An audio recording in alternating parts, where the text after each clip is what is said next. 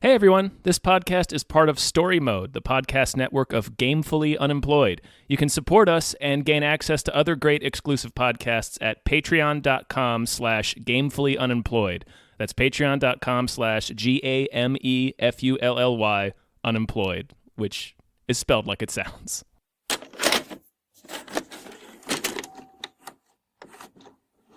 Yeah! Cool guys over here. Couple of cool guys. Couple of cool podcast slinging guys. Watch out, world. Here's two more white dudes with a podcast. Yeah. Listen to our honky voices. Everyone cares about what we think. Yeah. And speaking of which, hi, everybody. Hello, everyone. My name is David Bell. I am Tom Ryman. And we just watched Gretel and Hansel. Gretel and Hansel. Witch hunters. Kind of. A fairy tale has a way of getting into your head, even before you hear it. Somehow you just know it. And it always went like this.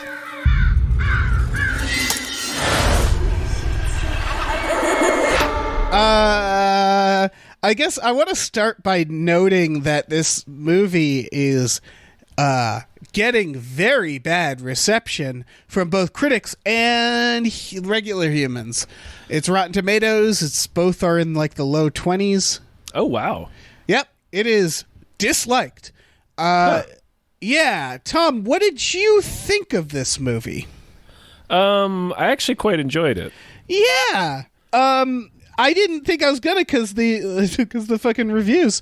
I thought this movie was neat. Yeah, it was like it wasn't quite what I was expecting.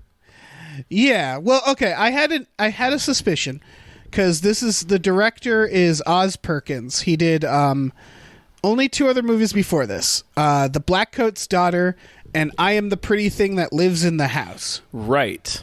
Have you seen either of those? I haven't. They're like there are two movies that have been on my like watch list for like 2 years now, and I just haven't gotten around to them. They're both slow burns. Mm-hmm. Blackcoat's Daughter I really liked. I Am the Pretty Things That Lives in the House I enjoyed, but if you're like I was falling asleep during and it wasn't the movie's fault, like this movie, you have to kind of like you have to have a cup of coffee in you. There's a lot of information delivered through sort of ghostly encounters that you really have to be paying attention to because it's kind of hard to hear. Yes. From what I gathered from the reviews, and I didn't read that many, is that I think it had the It Comes at Night issue, although It Comes at Night was liked by critics, where they were like, we didn't think it was scary, it was more just grim. Yes. And accurate. I can't argue with that. Yeah. This movie is not scary. It's a dark fairy tale. Yeah. I think it's beautifully made. It really is. And it feels like having it be released by Orion with that like throwback 80s studio logo at the beginning, like it felt like a movie that came out in like 1985. Yes. And the way it was that Orion logo and then the beginning credits with like the tree silhouettes and that triangle and the font. And I remember thinking, oh, I hope I like this movie. Yeah. Like, it was like, I want to like it because it's already very beautiful. Yeah, it's already extremely my shit. Yeah. I enjoyed it a lot. And the fucking, that synth-heavy soundtrack. I want to buy the soundtrack. Take me home, Gretel and Hansel. Yeah. It's definitely a movie that I'm like, oh, I'm going to be putting this on in the background while I do stuff, that's for sure. I don't even think it's that grim because it's as grim as the story always is, you know? Yeah. Where it's like, it's a witch that eats children, and essentially they kill her in the fire that she intends to eat them with. In this case, one of them. Yes. It's not. There's an added layer, which is why it's called Gretel and Hansel, and not Hansel and Gretel. Yeah. It's. I guess we can go through the plot a little bit.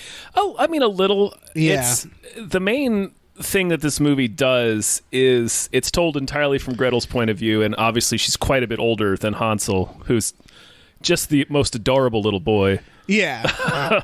Little turd. Real little turd. Fucking love that kid. Yeah. He's like, it smells of cake and I'm unable to resist it. Right. Like just the shit he says. Yeah, they knew they needed like a real cute kid. Yeah. Because it's his ass on the line. Yeah, it's his fucking ass in the fire, so to speak. Yeah. And it's the witch basically trying to Hogwarts Gretel into becoming another witch just like herself. I put down, I have very little notes. And one of my notes is just basically Hogwarts. Yeah, it's McGonagall. It's just like it's like a small Hogwarts school where to become a witch you also have to eat your brother. Right. Yeah. You have to consume your weakness, which in the witch's case was her children, so she eats all of her children. Sure does. And then just keeps on eating children. Yeah, because once you have one, it's like, well, shit, right, this is delicious. Yeah, they're like Pringles. Yeah. So, yeah, it starts with like kind of the tale of the origin of the witch. And there's a nice twist in it about this little girl a baby that they take to some demon because it's sick. And the demon makes it healthy, but gives it some like evil, sprinkles some evil on there. Yeah, it's just a little dash of evil. Yeah, and when she grows up to a little girl, everybody's like, yeah, this kid's fucked. So they return her. They just like bring her to the woods and they're like, well, see ya. Well, we don't want this anymore. Yeah, because she forced her father to put a hot poker in his mouth and like things are dying around her and she can tell people how they die. And then it goes into Gretel and Hansel, who start in a like, I don't remember this from the fairy tale. Granted, I haven't read it in a while. But they start in a place of desperation, which I enjoyed. Yes. That it's basically Gretel going out to try to get a job, and it's just a pervert. It's just an old pervert. Right. Yeah. I felt bad for that actress. And I'm like, stop hanging out near weird perverts. Stop it. Like in It, she also has to deal with that. Yeah, and in Sharp Objects, she also has to deal with that. Yeah, and it's just she like fucking can't get away from him. Yeah, Jesus. Leave the kid alone. Yeah. So she doesn't take the job, the weird pervert job. No. Yeah, he basically asks her if she is still intact, and she's just like, "Yeah, I think I'm gonna go." You know what? That's all right. I've got other interviews lined up today. Right. Yeah, they do a hard cut, but the guy's like creepy and aggressive. And I know like you can't just steal children, but it was not funny, but like, yeah, and then she leaves and it's like, oh yeah, I guess it's still a job interview. She could just be like, well, sir, this is not for me. Yeah. And when she goes home to her mom, good God. Yeah, it's well in the normal fairy tale, it's I think the dad takes them out into the woods and leaves them there. I can't remember. Okay. Yeah, the mom yeah. She basically just kicks him out. Yeah, she's like lost her mind. Her husband has died. They're so poor she can't afford to feed them all. So Yeah. she's like, look, you got to get the fuck out of here. Yeah, and they do this thing. Hansel and Gretel do this thing, and it's like a family thing where they touch heads and they make pig snorting sounds as a cute little thing. Mm-hmm. And there's a great moment where the mom's just like, look, if you're not going to do this job, you might as well go out there and dig yourselves a couple of graves. And then she does the head touch and goes, and while you're out there, dig my grave as well, and then snorts. And I was like, oh, Jesus Christ. Yep. And then she chases her out with an axe. Yes, sure does. Well, she slams an axe on the table. Yeah, it was like, get the fuck out. So yeah, they have limited options. They go out into the woods. They briefly run into a huntsman. Yeah. Who's the only... What was happening in that house? I don't know. Yeah. Adults... Go ahead. I was just going to say, adults in this universe are like 99% fucking horrifying. wild. Yeah, they're all just ghouls. There's like one adult that's not a ghoul, and it's this huntsman. But they find this house.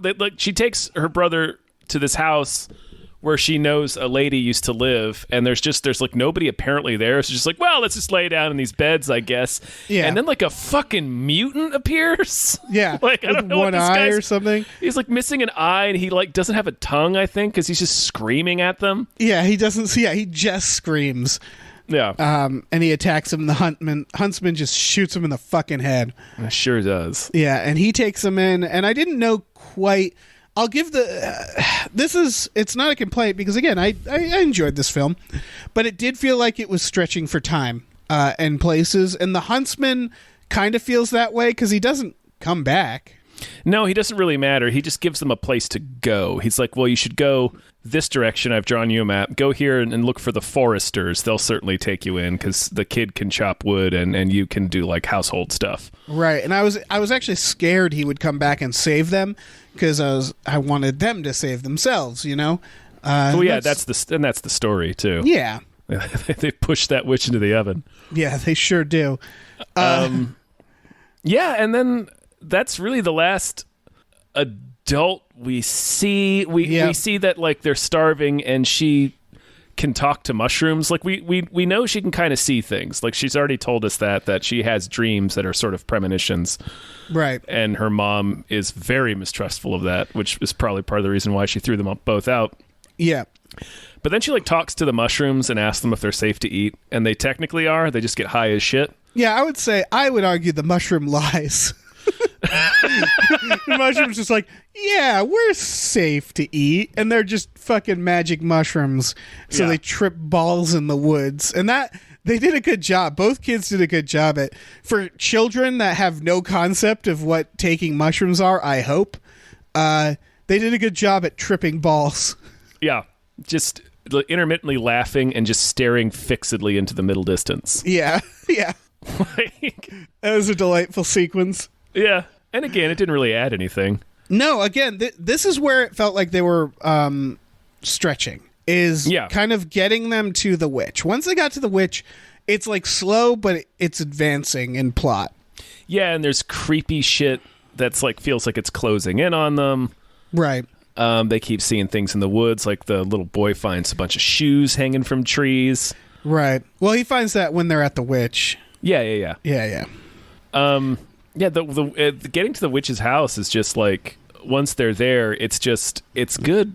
It's good. It's a solid creep fest. It's just creepy. Like you know the story, so you know at the root of this lady is going to try to eat these children for one reason or another. But they do a good job of like expanding on it and like kind of, you know, tweaking elements of it, and so you're not entirely sure what the hell the other shoe is going to be when it finally drops. Yeah, it feels like I don't remember the story, but it felt like they spent a little more time at her house. Like basically she takes them in, they look through the house and they see a beautiful feast, and she takes them in and like kind of like it's clear that she's not interested in anything. She doesn't want anything from them. Mm-hmm. But they're sort of like, we could clean and he could learn to chop wood, and she's just like, oh yeah, sure. Like she has what she wants, but she's realizing like, and I feel like that's might have been the purpose of the huntsman, is to put them at ease.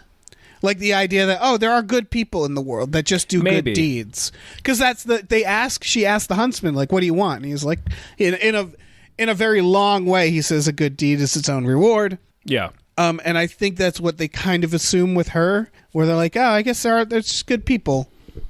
And she sort of like gives the girl some housework, but starts, kind of training her very, very slowly. And the boy, she's just like, here's an axe, sharpen these things, go out in the woods. I like that they have different relationships with trees. The boy is trying to chop them down. Yeah, and she's like speaking to them like the Lorax. Yeah, exactly. And that seemed very on purpose, you know? He's like, he's represents kind of mankind and society. Mm-hmm. And because ultimately this movie doesn't frown on witchcraft. No, she's very, it ends with exactly like you said, like the boy gets to the foresters and finds an even bigger axe. Yeah.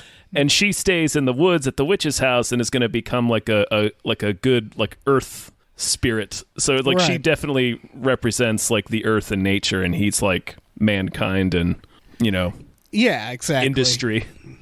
Yeah, and like that's sort of like, and I assume it's tied in with, and it's very similar to the movie The Witch, where it's tied into womanhood. I mean, she gets her period Right, at the witch's house. at the witch's house, and the witch kind of talks about her like you have this thing in you that you don't have a choice, and it's there.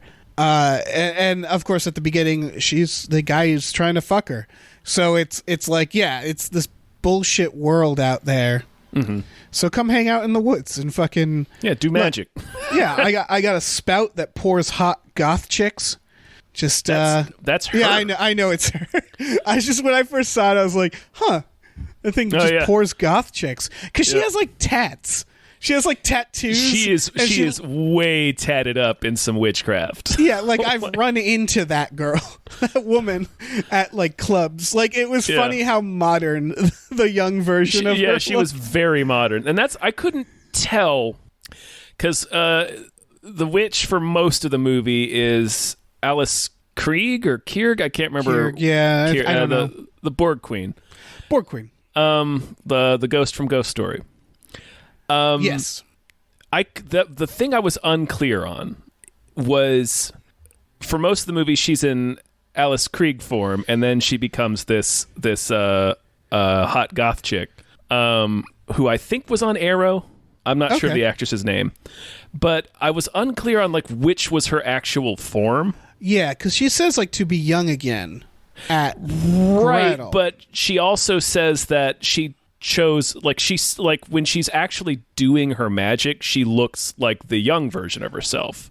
Right, and she's I know she says a line that implies that the young version of her is the real version. Right, she says to Gretel, she's like, I picked a form that would make me seem weak and not threatening. Right. And I assume that's the frail old lady.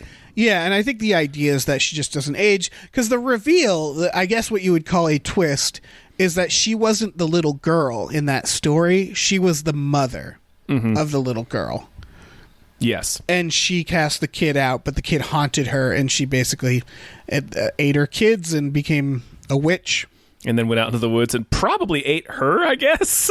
Like, yeah, I guess so. And I don't know where she is. Yeah, that's unclear. And like when she does that, before she tells Gretel that story and reveals that she was actually the mother in the fairy tale that Gretel's been telling, she says nature calls sometimes and I have to go out and answer it. She goes out and digs something up that we never see what it is.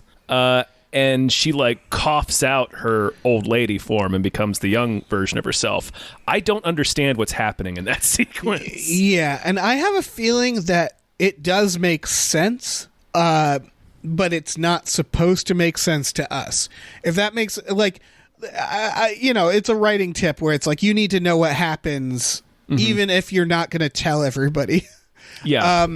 And so I assume that comes from some sort of a lore. Or like some, because this had kind of the feeling of that the witch had, where it's like we're kind of pulling from like actual folklore. Mm-hmm. And so I don't know, maybe on a second viewing that would make more sense.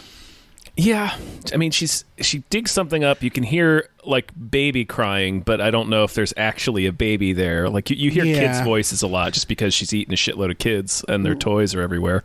Yeah, yeah, and the hair thing I didn't understand. She puts like a pastry in her mouth and pulls out a strand of hair, because it was really child meat. Oh right. Remember, right. she crawls into the basement and see. I love that scene. Yeah, that's a great scene. The goth chick scene. She goes into the basement and she has like this fucking just like a 9-inch nails basement. She has a sexnasium. Yeah, basically, it's a sexnasium where she makes all the food, and the way she makes all this enchanted food is by dumping out a bucket of child guts, and it becomes roast pig and pastries.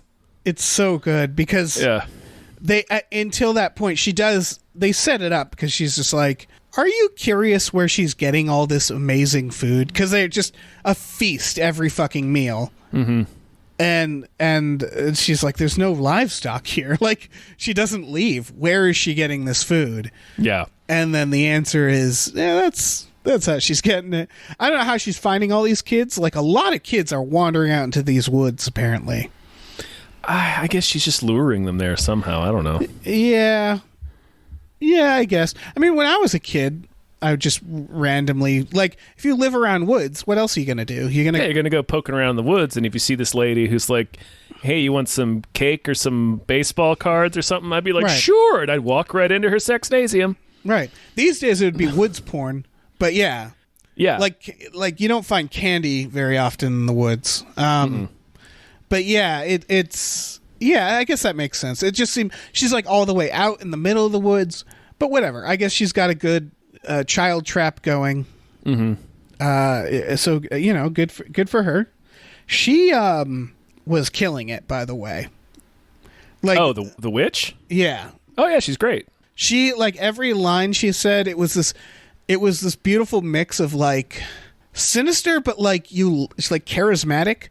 Like, Yeah. she was funny, and she would, like, the way she would talk about, like, I think at one point, I wish I could remember the exact phrasing. I feel like I'm going to butcher it. Like, she, Gretel is cleaning with the rag and then thinks it's filled with blood and drops it. And the witch is like, oh, looks like it had enough to drink. Like, cute little old lady lines like that. Right. She was simultaneously sinister and reassuring. Yeah. It was weird. Well, because she was trying to indoctrinate Gretel. Right. So she's like, Right. not trying to, and the way she talked to Hansel, like, it was different. Like, it was still charming, but it was like you could sense a little more distaste in him. and she does, like, she saves his hair and like smells his head, right, which is like, weird. Yeah. Oh yeah. Because she knows she's going to eat that one. Right, but I was thinking, like, when you're going to eat something, you don't want its hair. That's the one thing you don't eat. That's true. She doesn't seem to care. She eats things like a snake, where she's just like, everything. I'm consuming everything. Yeah, when she eats that, what it appears to be a pastry, and then when you hear her eating it, it's like crunching bones and shit. Yeah. She pulls the pigtail out of her mouth. It's so gnarly. Gnarly movie. Yeah. It's definitely gnarly. We haven't talked about the MVP of the movie, though. Can you guess? No. It's the cat. Oh, that cat, that hairless cat. That goblin-ass cat who didn't give a fuck what was happening. No, he sure didn't. Yeah, they wake up like every morning to this purring, like, hairless cat, and it was adorable and very lovey. Like, it's not a sinister cat. It wasn't just a like witch cat. It was just a cat. Yeah, it was just a stupid cat. And, like, after they kill her, the cat's just like, hi. Like, the cat doesn't give a shit. I'm your cat now. Yeah. I noticed. Yeah. Every scene with the cat, I was watching the cat. Yeah. Which made me notice continuity errors. Like, there's scenes where they're talking and the cat just jumps away off the shot. It's back on the bed. Yep. Yeah. I and spotted it's like, that one. you can't keep that cat in one place. No, it's a cat. It's a fucking hairless cat. Yeah. You just shove it in the background and hope for the best. Stupid cat. Keep the camera rolling on that cat. Yeah. So yeah, the boy gets. She keeps having these dreams that she's not sure if they're real or not. And they did a good job with the nightmare idea, because her, like, final dream is, but it's not a dream, or it could be, because there's also, like, a bewitching in how they act. And it's basically like what happens is she starts the, that's the other reason for the Huntsman, is she starts the movie with this philosophy where it's like, you don't get something for nothing. If someone gives you something, they're going to take something. Yeah. And you have to watch out. And the boy is more trusting. And then when they get to the witches, she slowly is just like, yeah, this is great. And the boy's like, but what are we getting back? And now that I say, I realize she is getting something back. She's getting fucking witch powers. Mm-hmm. She's becoming Harry Potter. But he's the one that needs to be concerned. Right. Oh, I guess it's still the same problem, is what are you giving? Right. And she kind of... Yeah. forgets that. She does. And throws Hansel out, and he gets she throws him into the woods up by the witch. Yeah. And then, oh, by the way, I love that the witch looks like a witch. And by that, I mean pointy hat. She wears a pointy hat. Yep. Yeah, it was really cool because, we obviously don't do that anymore because it's a caricature. And what I liked is that they almost went back to why it was used in the first place, because it's not like a Halloween costume. It's like done in a way that's creepy. Yeah. Like the hat isn't completely pointy. It's pointy, but it doesn't go to a pointy tip. It like kind of rounds out, and it looks like worn in like just a regular hat. And then her face is always obstructed when she's wearing it. I also like that the demon or whatever the thing was that cure the baby is just black. Like it's just a void in the shape of a person. Right, and its face is completely covered. You can only see its hands, and it has these like big claws. Yeah, and the face you can just look right into it. Yeah. Like there's some great it's a really good, it's that, and other films have this, it's the grounding of traditional like Halloween stuff basically. Mm-hmm. It's taking it and it's making it scary again. Yeah. But yeah, she takes the brother and then basically has him hypnotized. That was the one thing, is she has the dream that she throws the brother out. The brother goes missing. Mm-hmm. She's trying to look for the brother, and finally she goes in the little Alice in Wonderland door. Yes. Finds the sexnasium, and the brother's down there, and then the goth chick shows up and makes the intros, and then Gretel wakes up, and she's like, I don't know if it's a dream or not, doesn't matter. But I was like, maybe go back down there and get your brother. Yeah, maybe go down and check. Yeah, she like waits a couple days and is like, I'm gonna trick the witch and try to give her sleepy time tea and knock her out. And yeah. I like how that happens, where she gives her the tea and the witch chugs it, and she then is just like, it's a good mix, but I don't know why you'd want me to go to sleep. Like, basically, she's just like, yeah, it's not gonna fucking work. Yeah, why would it work? Yeah, I'm a goddamn witch. Yeah, I know what I'm teaching you. Yeah. Or does she? Because she basically... this is where when I realized it's Hogwarts. So she teaches her how to pretty much do the thing in Harry Potter. And it's like the first thing Harry Potter learns, which is, man, I wish I was more of a fan to know the spell, to call your broom. Mm-hmm. That's basically what she teaches her. Her first thing is to call wood. Yeah. Which is like... You have to use this like salve. Yes. Like her brother, like Hansel's covered in it, and that's how she's controlling his mind. Right. Yeah, it's like a special witch salve. Mm-hmm. And yeah, I like that it's like, start with the fundamentals. You're creature of the woods. You should be able to fucking make branches and shit fly around. And you want to ride a broom. This is how you ride a broom. Yeah, that'd be pretty sweet. Yeah. And so she teaches her that. And so she never actually, it's not really a broom. It's like a walking stick, but it's clearly meant to echo the broom, and she never actually rides it, to be clear. It's just no. Yeah. it is like you said, it's the grounding of that folklore where it's like, well, here it is. It's a forked walking stick that she can command. Right. Again, it's probably the neatest thing about all that is that it's all the silly Halloween store shit done in a way that you're like, oh, okay. I can see that being where it started, where it came from. A detail I liked about the broom or the stick is that when she lifts it up off the floor, like when she's first learning how to do it, the witch puts some salve on it and tells her to put some on her own hands, and then she's like, okay, well, I'll tell it's waiting for your command, tell it what to do. And she's like, what can it do? And she says, well, it can do more than lie there on the ground like spilled milk. So she gets it to stand up, and when she I like that two different times, she does it again in the climax, which we're about to get to, but when she commands the broom and it stands up, it doesn't like hover or sway, it's just perfectly still, but standing up. And I really liked that detail for some reason. It was creepier. Yeah, it's very creepy. Yeah, I like if she was like... just a simple decision that did a lot for me for some reason.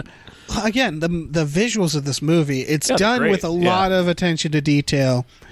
The music is beautiful. Like all the shots are gorgeous. The lighting is very, very pretty. I wish when she was just like, what do I do with it? And she's like, be like fucking Donatello. You can fuck people up with a stick. Fly that stick around. Spin it around like a helicopter. Yeah. You wail on people with this thing. Have a goddamn imagination. You're asking me what to do with the stick. It's a staff that you can fly through the air. And that sort of is the realization, I guess. Yeah. Because at the end, and I love the setup, is that she's back in the Sexnasium, and there's always been this curtain there that you don't see through, and there's like a table. And a table Gretel, with a real sinister-looking candelabra. Yes. Yeah, it's a solid candelabra. Yeah. Gretel's strapped to the table where her arms are, like she's having dinner at Hannibal Lecter's house. She's going to eat some Ray Liotta brain. Yeah, she is. What if Ray Liotta was just sitting there? What if Ray Liotta was in this movie? I don't know what he'd do. He could be the witch. He just shows up. Yeah, in a leather jacket, jeans. Have you ever seen the Uwe Boll film In the Name of the King? No, but I do know that Ray Liotta is in it. Ray Liotta is in it as an evil wizard, and he is literally wearing a leather jacket. Like, he just looks like modern day Ray Liotta in this movie, and it's amazing. It's like Ray Liotta showed up to set, and they're like, well, we gotta put him in here, right? Like, Ray Liotta showed up to set like, hey, can I get in this? And they're like, yeah, I guess. It's fucking Ray Liotta. Yeah, they were like, well, we told him to show. It's like, well, we asked you to show up dressed like a wizard. He's like, yeah, I did. All right, fuck it. Yeah. He's like, yeah, wizards can look like this. Yeah, wizards look like this. I know what I'm talking about. Yeah. Yeah. What a shows what a up hero. And pistol whips the witch in her driveway. Yeah. Let's get out of here. And then tells Gretel to get rid of the gun.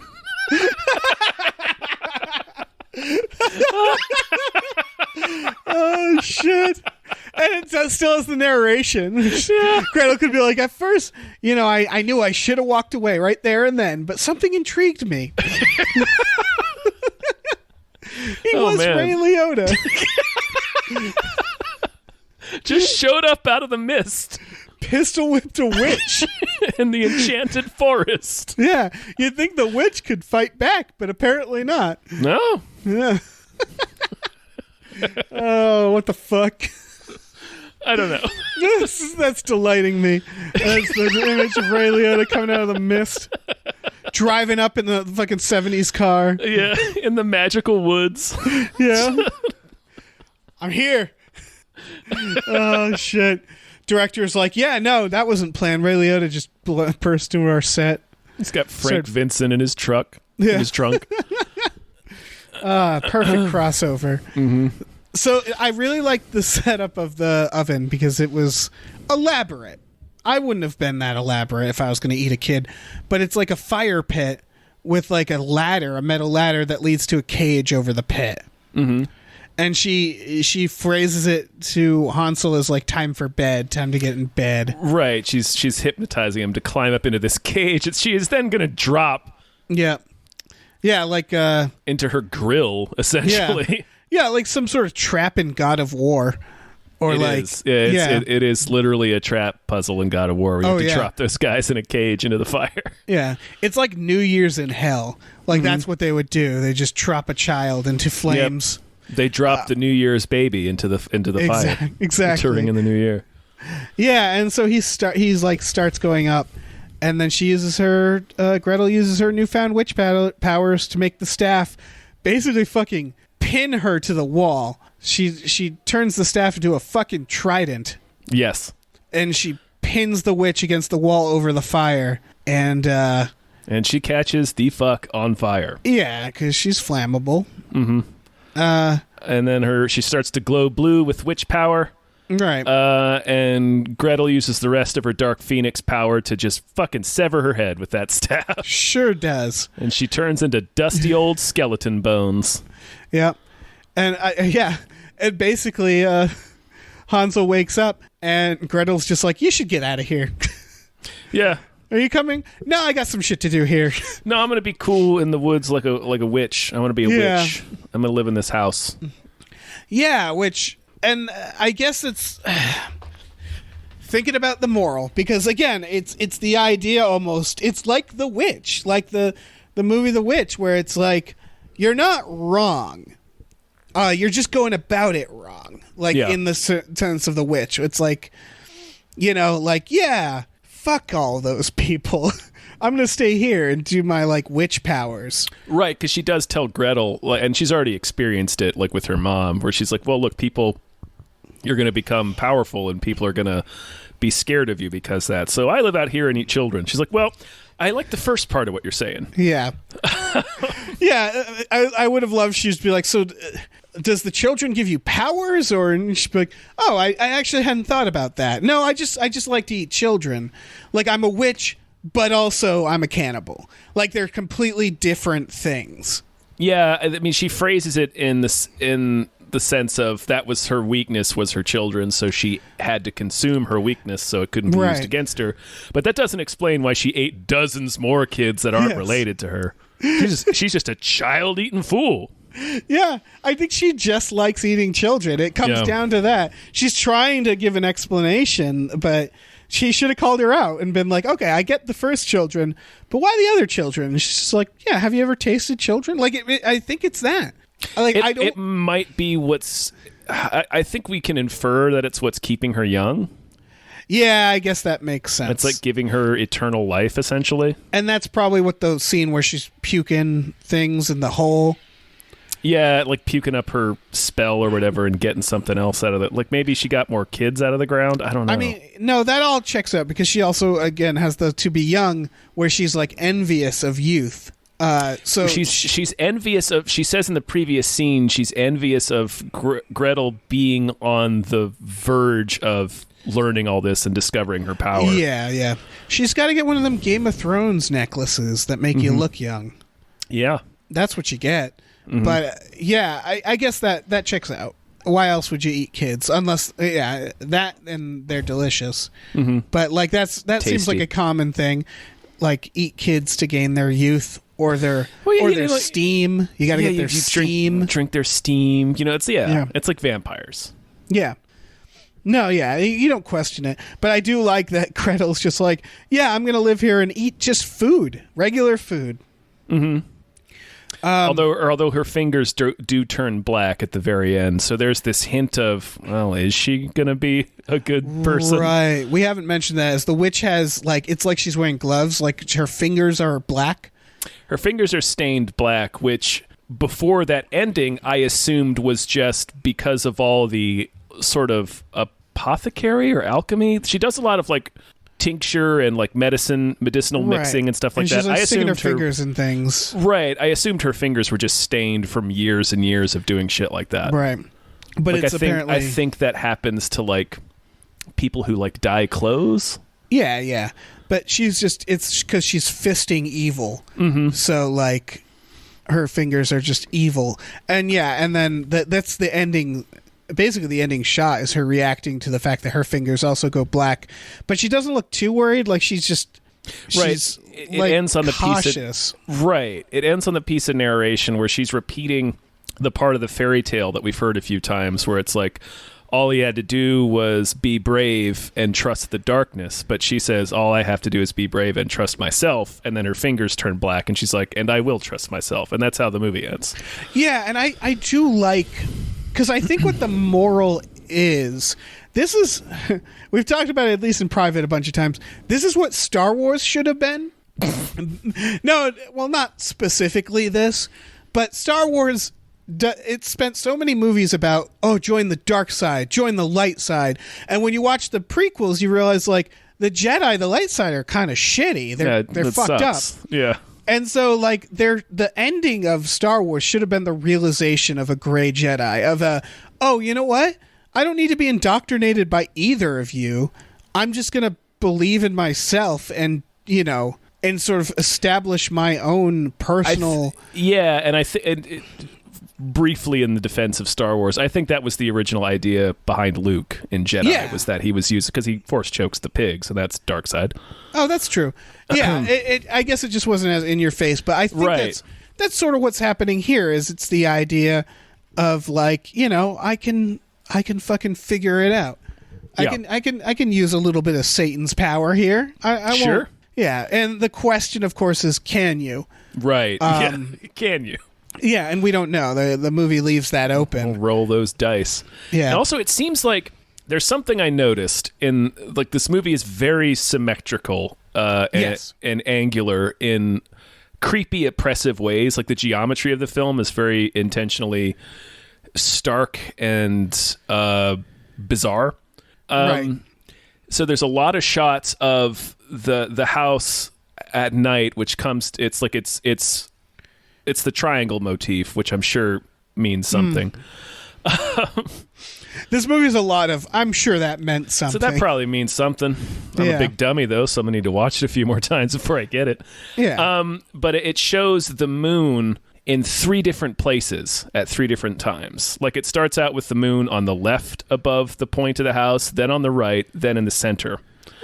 Which to me implies that quite a bit of time has passed.